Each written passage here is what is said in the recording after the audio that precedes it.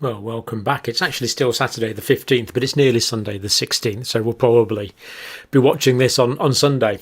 Now, a few weeks ago on this channel, we talked about in fact, it's about 5-6 weeks ago now, we predicted that things are likely to become endemic, and there wasn't too many people saying that at the time, but I want to just show you many other people that have now come on board with this thinking.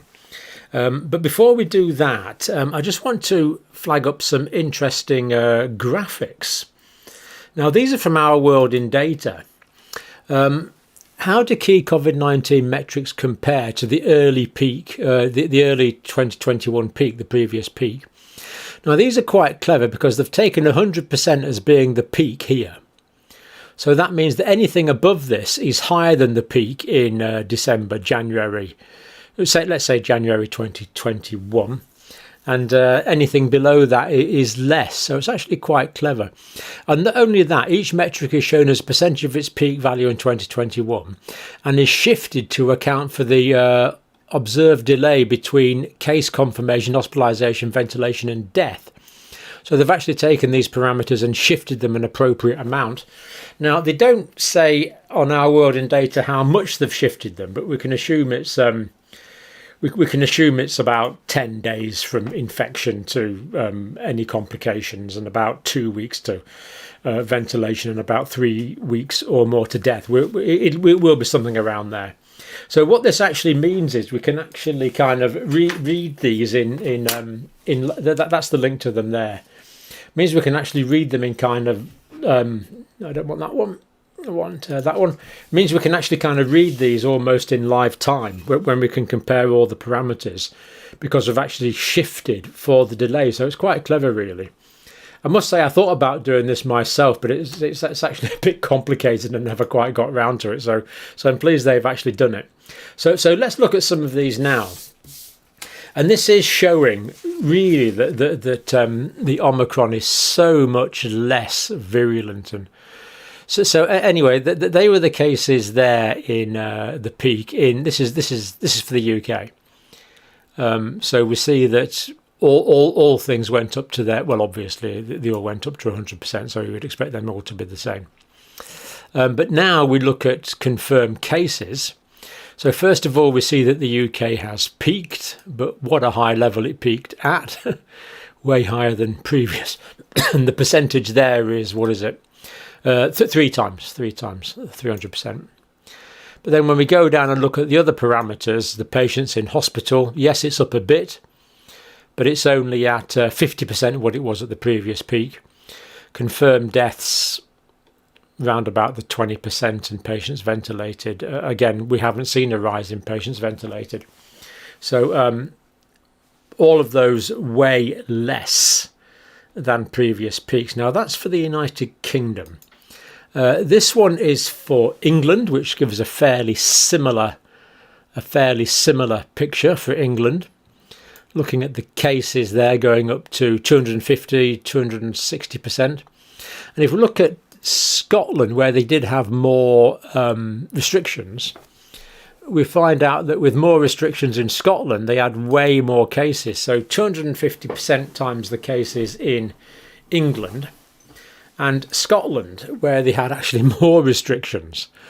I mean, if you don't live in the UK, what actually tends to happen here is that the UK government makes particular recommendations, and then the Welsh and the Scottish governments, I think, I don't want to be over cynical, but it looks like they want to be just a little bit different from the English, so they change things a bit.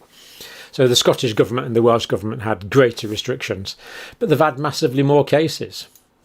So I think the more serious scientific point here is that these increased restrictions in Scotland have actually not helped at all. And in fact, the cases in Scotland there are over 600%, whereas in England it was only 250%. So this shows just how transmissible Omicron is, and the restrictions they've put into place in Scotland patently have not worked. Yeah, there's been all the social and economic inconvenience of that, but they patently haven't worked because Omicron is so transmissible. As indeed we did predict at the time, it has to be said. Now that's Scotland. What's this one? Oh, this one's Germany. Now Germany was recovering. Germany was recovering from a Delta wave, so some of this in Germany would be Delta, but now it's definitely Omicron. So we can see that the cases now are way higher than they were at the German peak. This is compared to the German peak, which was it was a bit earlier. German peak there was no, it's around about the same, isn't it? It's around about the same. It's around about the same time, actually. So as we see now, cases going way high with Omicron, and these are going to continue to increase in Germany. They're still in their very exponential increasing phase.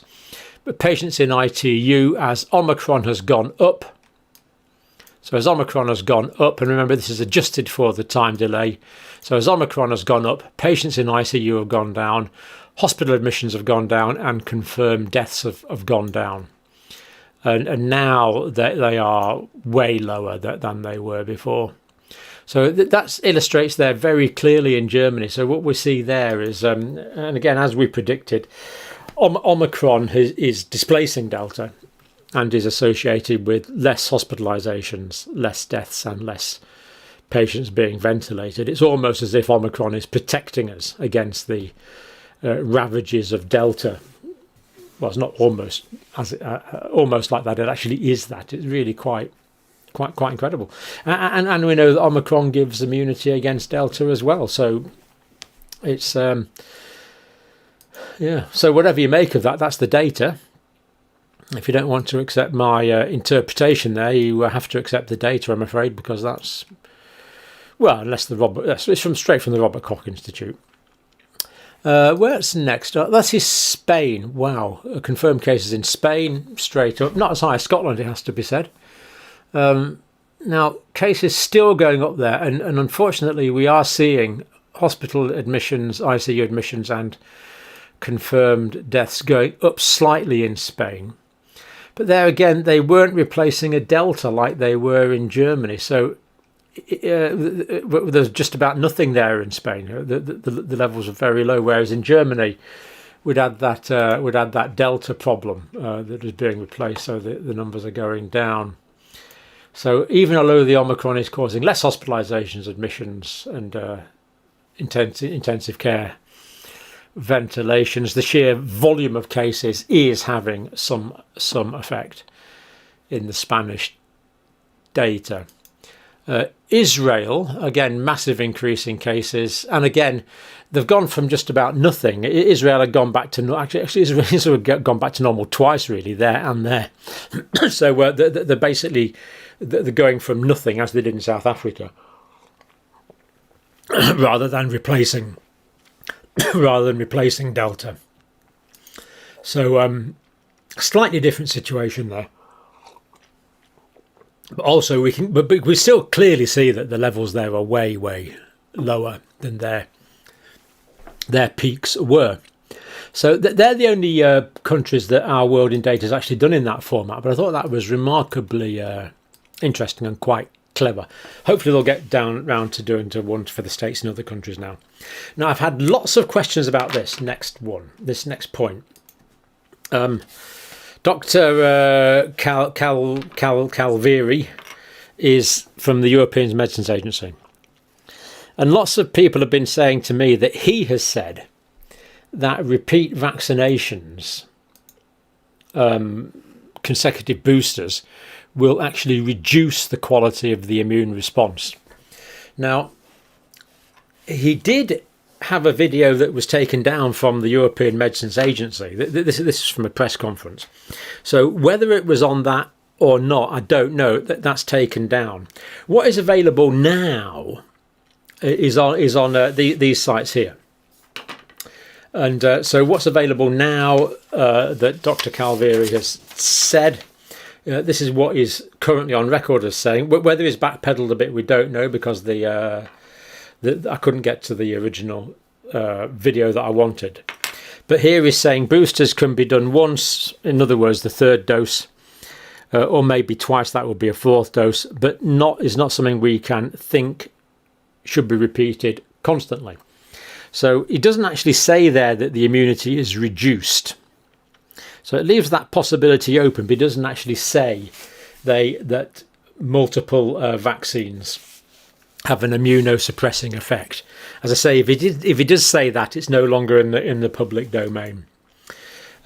We need to think about how we can transition from the current pandemic setting to a more endemic setting. Yes, of course, we agree with that. With Omicron, there will be a lot of natural immunity taking place on top of vaccination, and this is, of course, true. So it looks like there's going to be, well, there is huge amounts of natural immunity following in the wake of Omicron. So will that mean that future vaccinations are unnecessary? I would very strongly hope that is the case. I strongly suspect that is the case. So he is agreeing with that. We will be fastly moving to a scenario which is close to endemicity, becoming endemic, in other words. These are direct quotes. English isn't his first language, so it's pretty good.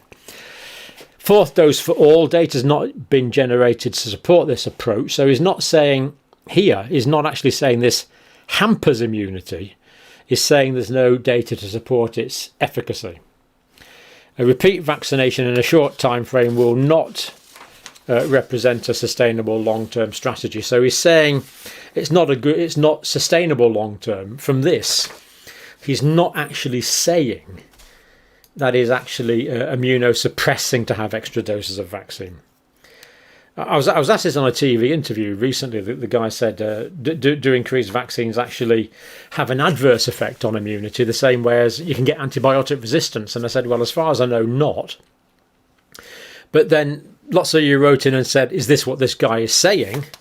This doctor from the European Medicines Agency, the vaccine doctor, Dr. Cavaleri. And from what we have in the public domain now, no, it's not what he's saying. It's just saying it's not a practicable way forward, and there is no evidence that it would be beneficial. So that is what is in the public domain now. If it changes and he comes out and says it actually harms immunity to have further vaccine doses, then of course that would be something we take an interest in. Now, the endemic COVID very soon thing that we've been talking about for 5-6 weeks now on this channel, we're roughly on the time scale we suspected we were on. Very soon, basically we've peaked already in the UK. United States will be peaking in the next couple of weeks. Doesn't mean say hospitals aren't going to be a problem well into February. They are in the United States especially, for reasons we've already looked at. So Omicron is going to become endemic, at least for the next few seasons. Now, endemic means it's consistent and predictable, not what you might... So you want it to be consistent and predictable as opposed to the boom and bust we've had lately. So we're not quite there yet because it's not totally predictable. Although we have predicted it reasonably well, actually, for some time now. But these are what the official doctors are saying, the professors and things. Common cold, influenza, HIV, measles, malaria, tuberculosis, all endemic. Smallpox was, of course, but that's been eradicated. So we have lots of other endemic diseases, and they can cause significant problems. I mean, measles. Last time I checked, measles was the 7th most common cause of death in children in the world, in poorly vaccinated areas especially. So endemic does not mean not severe. By no means. It just means it's there all the time and pops up from time to time. Tuberculosis, big problem. Lots of tuberculosis in poorer areas of the country. So we're going to enter a new endemic COVID era. This is what I believe is going to happen. Now, is this just me or of other academics or professional people who do this all the time? Do they agree with this now? Well, they're coming round to it. Professor Julian Hiscox, Chair of Infectious Global Health, Liverpool, UK, new and emerging respiratory viruses. New and emerging respiratory virus threats advisory group. So, in other words, this professor is a member of the UK government official advisory group on new viruses, which, of course, was set up in response to the pandemic rather than being proactively set up. So anyway, this professor's saying we're almost there now. It's the beginning of the end, at least in the UK. We agree. In fact, we're into the end game now, I believe. I think life in 2022 will be almost back to before the pandemic. I agree. Should a new variant or old variant come along, for most of us, like any other common cold, coronavirus, you'll get sniffles and a bit of a headache, and then we are okay because we have such high levels of immunity. If you're willing to tolerate zero COVID deaths from COVID, then we're facing a whole raft of restrictions, and it's not game over. And I don't want to misrepresent here what Professor Hiscox is saying, so I've put it as a direct quote. But what he's saying is, what he actually means here, that if the government wants zero COVID, then we're going to have big problems. We have to have massive restrictions if we want zero COVID. But if people aren't exposed to the ongoing Omicron, they're not going to develop immunity to it. So basically what he's saying is we have no choice. The government cannot opt for zero COVID. In China at the moment, they're trying to. Let's be quite clear about it. The zero COVID policy in China will fail.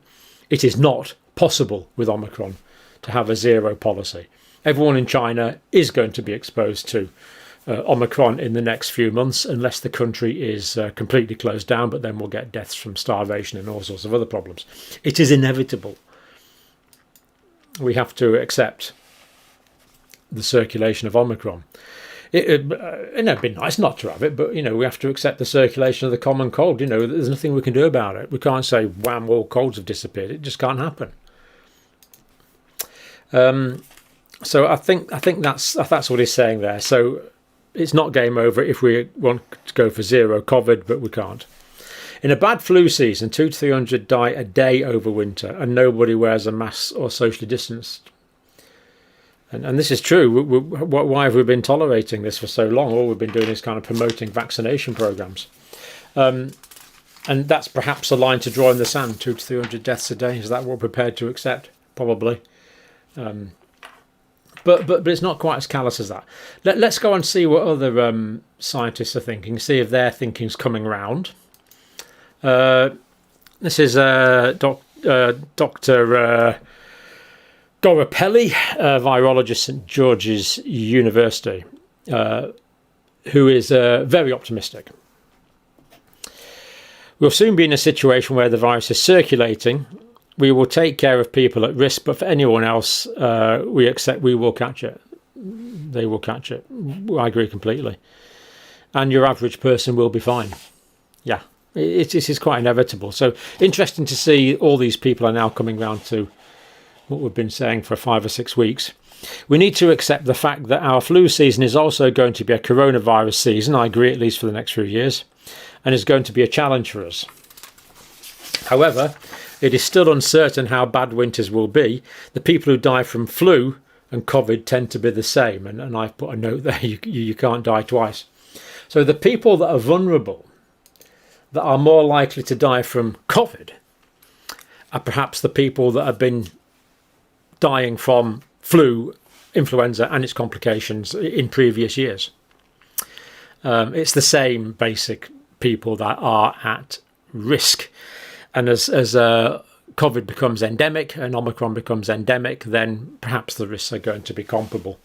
So I'm not expecting a doubling of death rates. I'm not expecting the deaths from influenza to be added to the deaths from COVID, because it's the same group of people that are vulnerable, and any one individual can only die once. Therefore, they can't appear in the figures twice.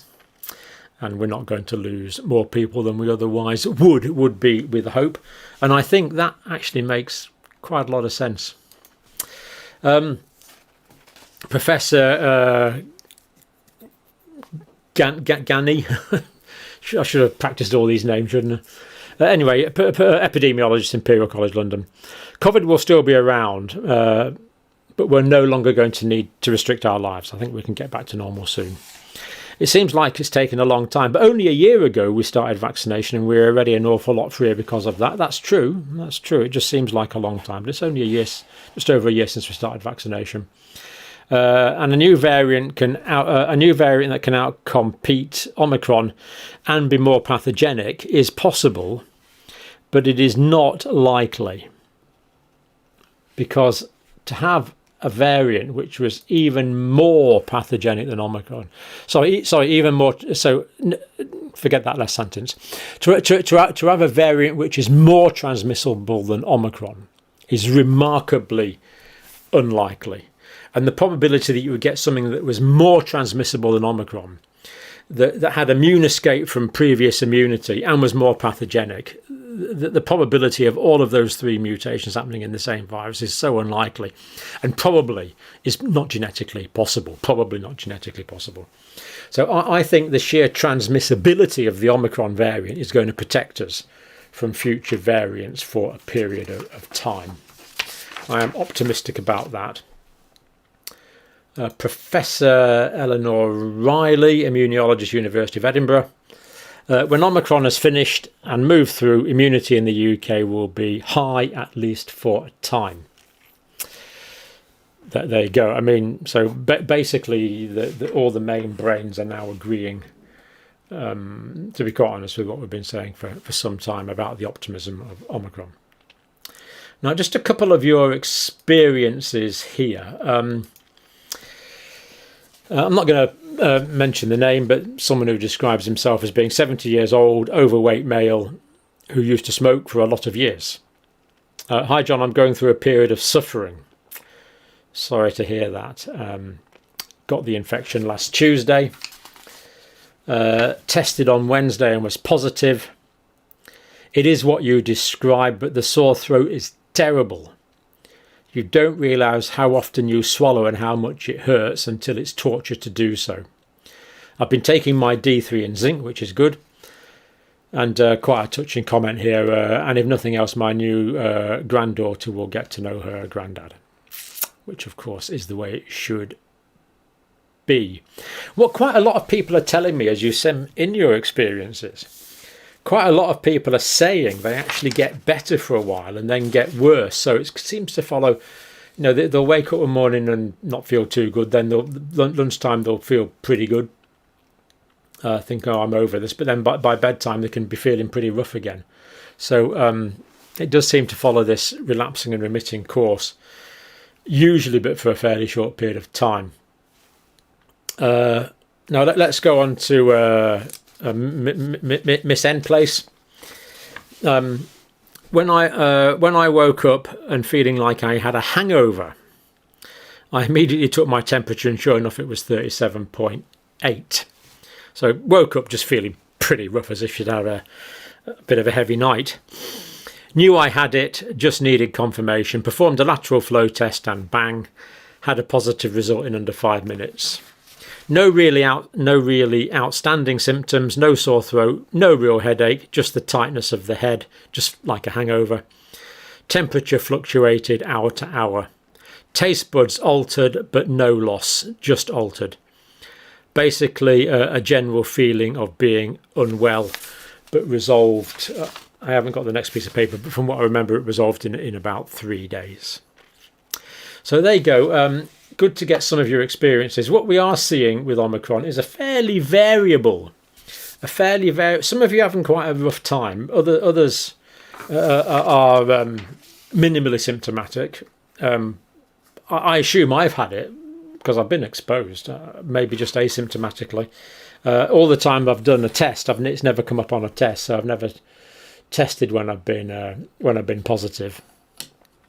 But quite a few of you are reporting these symptoms. The Zoe COVID symptom tracker symptoms do seem to be pretty accurate, but some of you are feeling pretty rough, ill. So some of you actually feel pretty awful for a few days, but most people do seem to be recovering quickly. And we know from official data that hospitalisations and intensive care and deaths are way lower, as we saw on those graphics, than previous waves. So really, really useful graphics, those. I think that's that actually really helps quite a bit. That it just puts it into context of how lucky we are that this is so less pathogenic. How fortuitous it is that it's giving back protection against Delta, and therefore, because people who have had Omicron are immune to Delta, Delta is essentially almost gone now. It's just a few percent, and it will be gone completely in the next week or two. And do remember, a lot of the problems that we're having with current hospitalizations and deaths are hangovers from the previous Delta wave that we experienced. So reasons to be optimistic, and good to see that lots of professors and doctors of immunology and virologists are now agreeing, which of course is encouraging. Okay, thank you for watching.